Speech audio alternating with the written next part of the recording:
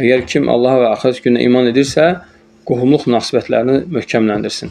Və qohumluq münasibətləri də İslamda ən böyük fəzilətli əməllərdən biridir. Və kəsilməsi ən böyük günahlardan, qadağan olmuş günahlardan biridir. Necə ki, digər bir hədisdə Peyğəmbər sallallahu əleyhi və səlləm buyurur ki, qohumluq münasibəti Allahın ərşinin altından sallanıb. Və deyir ki, ey Rəbbim, kim məni kəsərsə, sən də onu kəs.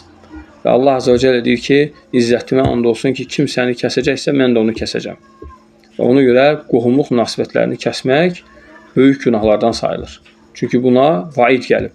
Və həmçinin Peyğəmbər sallallahu əleyhi və səlləm buyurur ki, əgər kim ömrünün uzanmasını və ruzisinin genişlənməsini istəyirsə, qohumlarını, qohumları ilə sıx əlaqədə olsun.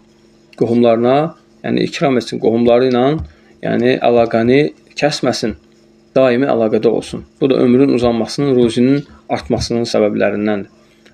Təbii ki, bu birinci Allah üçün olmalıdır. 50%-dən yuxarısı Allah üçün olmalıdır, axirət üçün olmalıdır ki, qohumları, qohumluq əlaqələrini saxlamaq fəzilətli əməllərdən biridir.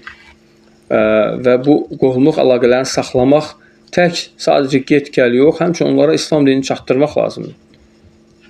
Necə ki, Allah Azə və Cəllə buyurur ki, "Ənzir aşiratəkəl əqrabin", öz yaxın qohumlarını xəbərdar et. "Ənzir aşiratəkəl əqrabin", öz yaxın qohumlarını xəbərdar et, onlara dini ayinləri öyrət, dini əhkamları öyrət.